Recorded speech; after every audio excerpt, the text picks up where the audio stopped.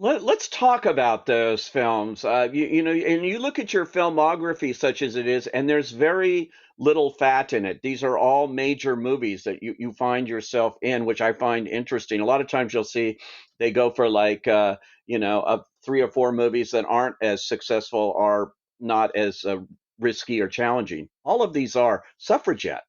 That's a movie 100 years in the making. Based, I don't know why anybody hadn't done it before, but we hadn't seen that story. I know that was what was so crazy about it and so exciting that, and I grew up in England. I went to school there. I was educated there, and I did not. The suffragettes were this much on the page of our history books.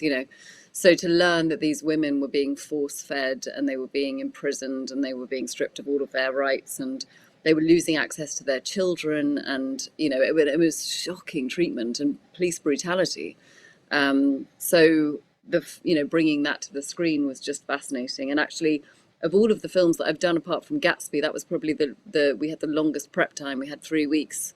I think we had maybe a week of rehearsals, and we had this sort of suffragette workshop where people were coming in and telling us about the suffragettes, and we had someone come in and talk to us about someone who had been force fed, someone talking to us about what that was like. And it was just an absolutely fascinating period of history, and these women who have just gone sort of uncelebrated in a way. And Meryl Streep is in it in a smaller role, but nevertheless to have her voice there, because that was something that meant a lot to her, I think, that subject. Yeah, and it was a huge deal for us. I remember when Sarah Gavron emailed me saying I was sitting in the bath and I got an email saying Meryl's in, and honestly I almost dropped my phone. I was like, what? I just didn't, I couldn't. She's just the perfect icon because she is. Emmeline Pankhurst was sort of.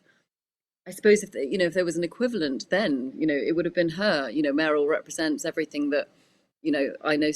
I certainly do, and so many women I know do. She's this incredibly has always been had very strong feminist values. She's an icon. She's sort of and I think that Emmeline Pankhurst had that level of celebrity. To these women, she was Meryl Streep. She was the most important woman in their lives, and women would follow her wherever she went. And it's the same with Meryl. So when she stood on that balcony, in front of all of those extras who had no idea who was playing that part, so they were all out there ready to go, and then Meryl Streep steps onto the balcony and starts making that speech.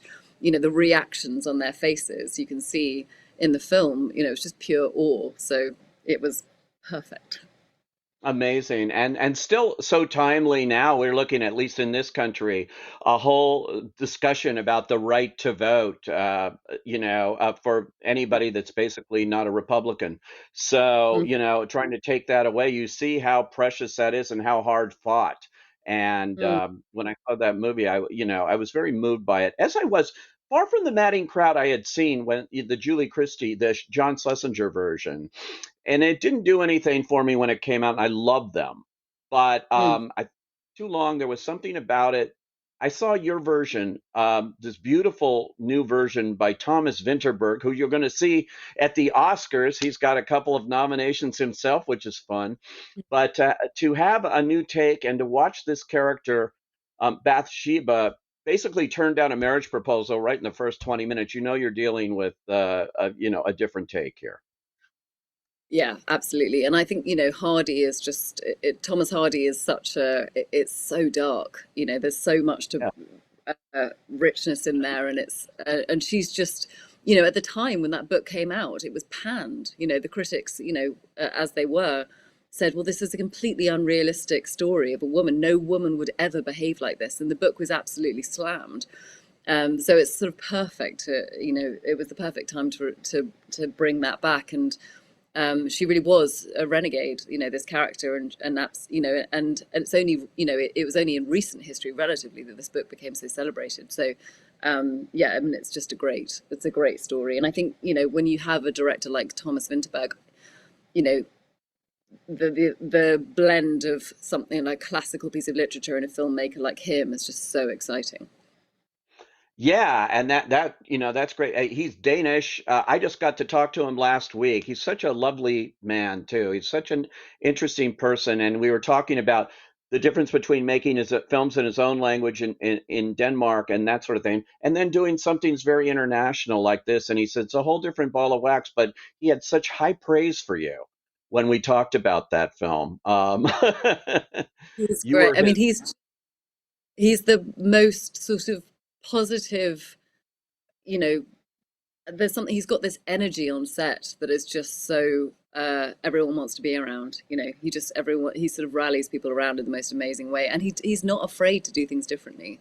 And you can see that obviously in all of his work. But he's hilarious to be around as well. I love having a director who takes the work seriously but not themselves seriously, and he's definitely like that. I've said this before, but I keep every movie I go on to has this extraordinary director you're working with. The movie Mudbound with Dee Reese, where you played Laura, and with Mary J. Blige, who was just extraordinary in that as well. What was that like? That was taking place in the 1940s here in the South, and all those issues and things that were going on. And here you're working again with an American accent and very specific.